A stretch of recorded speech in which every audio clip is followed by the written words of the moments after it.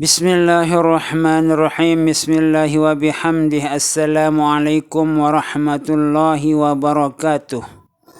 Para subscriber yang dirahmati oleh Allah Subhanahu wa ta'ala, semoga kita semua selalu dalam keadaan sehat walafiat, panjang umur, murah rezeki yang halal, selamat dunia wal akhirah, mati dalam husnul khatimah, mati dalam husnul khatimah, mati dalam husnul khatimah, masuk surga bighairi hisab, masuk surga bighairi hisab, masuk surga bighairi hisab, selalu dalam ridha dan maghfirah Allah Subhanahu wa ta'ala fi dunia wal akhirah, selalu dalam pemeliharaan Allah Subhanahu wa ta'ala dari segala macam mara bahaya dunia dan akhirah. Amin, amin, amin ya rabbal alamin. Istajib du'ana ya Allah, istajib du'ana ya Allah, istajib du'ana ya Allah ya rabbal alamin. Alhamdulillah wa syukrulillah, kita ucapkan berjuta-juta syukur, bermiliar-miliar syukur, syukur beribu-ribu syukur, terus syukur kita ucapkan kehadirat Allah Subhanahu wa ta'ala yang telah memberikan kita berbagai macam nikmat, nikmat iman, nikmat Islam, nikmat kesehatan, nikmat kesempatan, sehingga kita bisa bertemu lagi dalam kisah yang sangat mengharukan, cerita yang sangat menjadi bahan renungan dan menjadi ilmu yang bermanfaat bagi kehidupan kita dunia dan akhirah.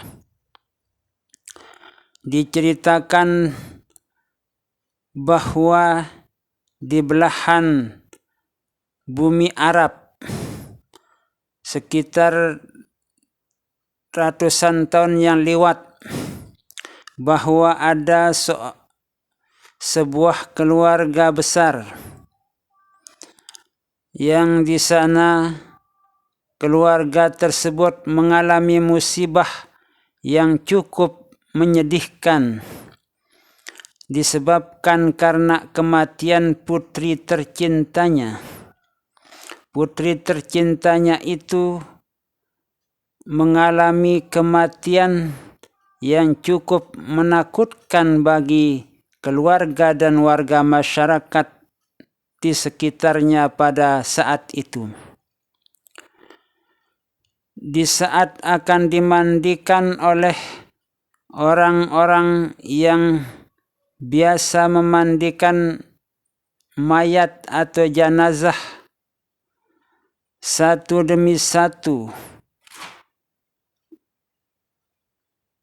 tukang mandi atau orang yang biasa memandikan mayat itu diminta oleh keluarga si perempuan atau si mayat itu agar dimandikan mayat anaknya tersebut. Namun begitu, para petugas atau petugas yang akan memandikan mayatnya itu, begitu dibuka bungkusan atau penutup mayat tersebut, orang yang akan memandikan mayat tersebut lari pontang-panting ketakutan dan tidak mau kembali walaupun disuruh atau dipanggil oleh keluarga si mayat tersebut. Kemudian dipanggil yang kedua, ketiga, keempat, kelima, keenam, sampai ketujuh. Para petugas pemandi jenazah yang sudah terbiasa menghadapi orang-orang yang sudah meninggal dunia, namun ketujuh orang tersebut begitu membuka penutup mayat tersebut, ketakutan dan merasa ketakutan sehingga mereka yang 7 itu, petugas pemandi jenazah itu, lari ketakutan dan tidak mau kembali walaupun dipanggil oleh keluarga si mayat tersebut. Kemudian melihat situasi dan kondisi bahwa mayat perempuan itu tidak ada yang mau memandikan anak perempuannya yang sudah meninggal dunia itu. Akhirnya dia punya pikiran bahwa kita harus mencari orang yang cukup tua umurnya untuk memandikan mayat perempuan anak kita itu. Lalu dicarilah seorang perempuan tua yang cukup berpengalaman dalam memandikan mayat. Kemudian si perempuan tua itu karena sudah dianggap oleh masyarakat dan khususnya keluarga si mayat itu sudah cukup berpengalaman dalam memandikan mayat atau orang yang sudah meninggal dunia. Akhirnya dipanggillah orang perempuan tua tersebut.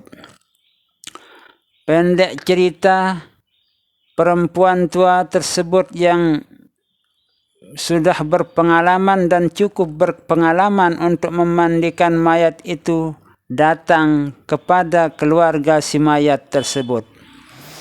Kemudian orang tua tersebut atau perempuan tua tersebut dipersilahkan masuk ke dalam ruangan di mana ditempatkan si mayat perempuan tersebut.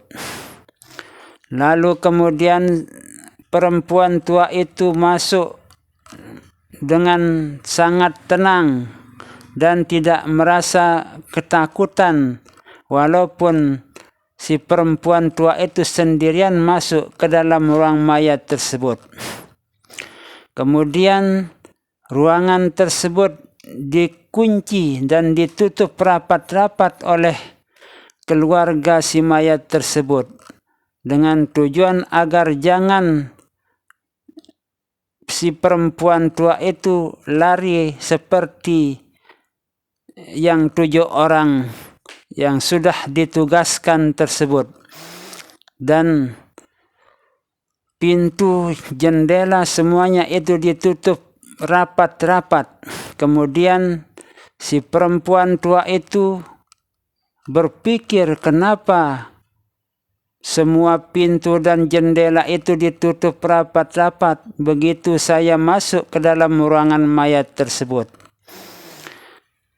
Lalu kemudian si perempuan tua itu mulai mendekati mayat gadis perempuan tersebut.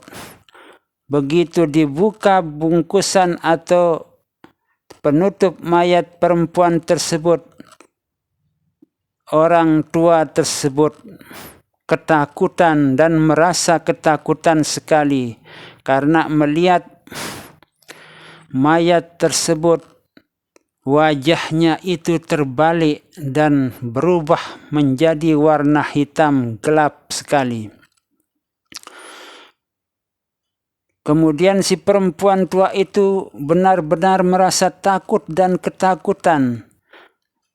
Apalagi pintu jendela, semua pintu dan jendela ruangan itu ditutup rapat-rapat, tidak bisa keluar dari ruangan tersebut. Dan akhirnya si perempuan tua tersebut mempasrahkan diri kepada Allah Subhanahu wa ta'ala. Kemudian di saat si perempuan tua tersebut benar-benar pasrah kepada Allah Subhanahu wa ta'ala, disitulah perempuan tersebut bermohon kepada Allah Subhanahu wa ta'ala agar diberi kekuatan oleh Allah Subhanahu wa ta'ala untuk menghadapi seorang perempuan mayat tersebut. Terus berdoa si perempuan tua tersebut.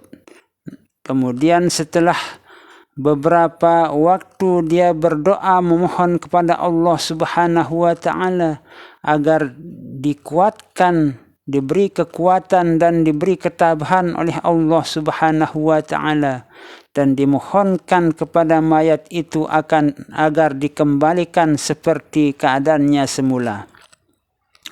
Setelah si perempuan tua, petugas yang memandikan mayat tersebut selesai berdoa, lalu si perempuan petugas pemandi mayat itu menghampiri mayat perempuan tersebut dan membuka kain penutupnya, yang ternyata mayat gadis perempuan tersebut sudah kembali seperti semula. Lalu kemudian dimulailah memandikan mayat perempuan tersebut sampai selesai sesuai dengan aturan yang berlaku dalam ajaran Islam.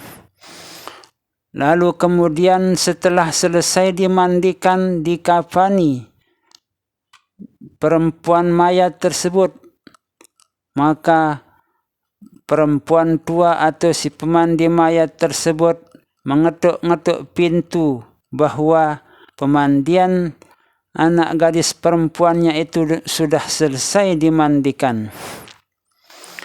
Lalu kemudian perempuan tua tersebut atau pemandi mayat tersebut keluar dari ruangan tersebut karena sudah dibukakan pintu oleh keluarga si mayat tersebut. Kemudian si perempuan tua tersebut atau si pemandi mayat itu bertanya kepada keluarga si mayat tersebut, "Kenapa anak gadis kalian itu berubah seperti yang saya lihat itu?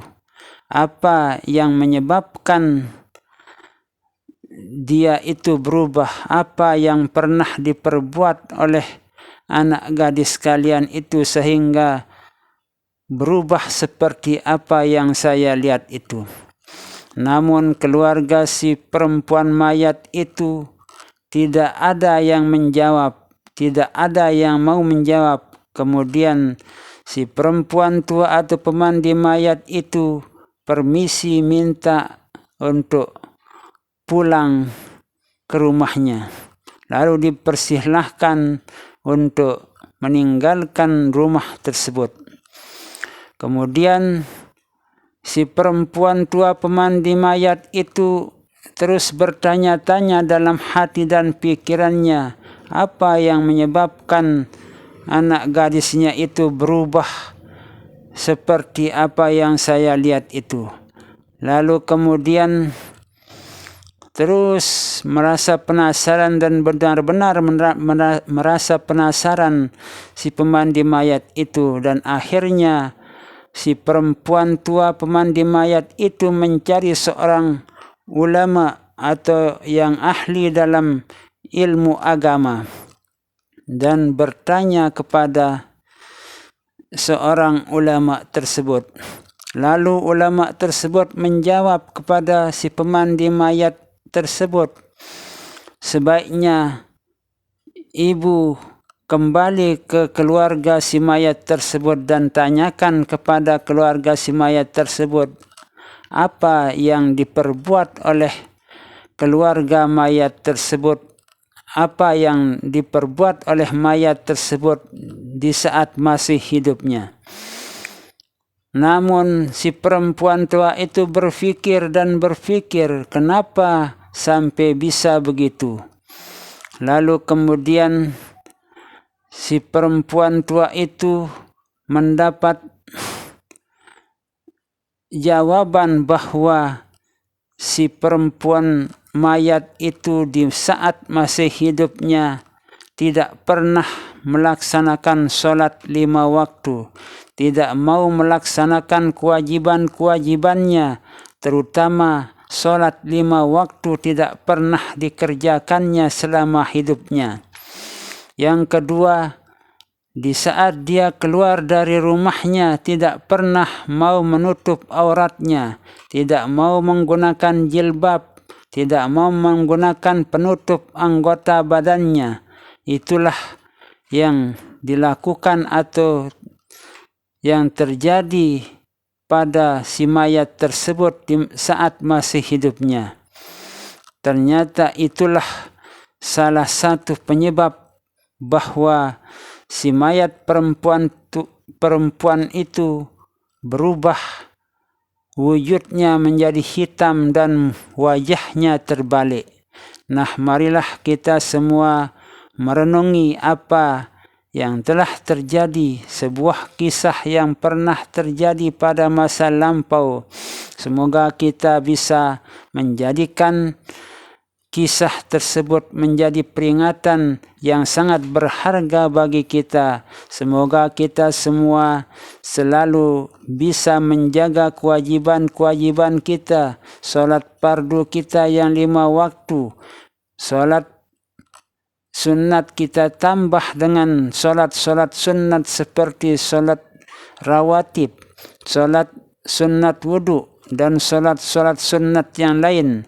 Kemudian kewajiban-kewajiban kita seperti puasa pada bulan Ramadan, menunaikan zakat, dan kewajiban-kewajiban kita yang lain. Semoga kita bisa tuntaskan sesuai dengan anjuran dari Allah Subhanahu wa taala dan Rasulullah sallallahu alaihi wasallam.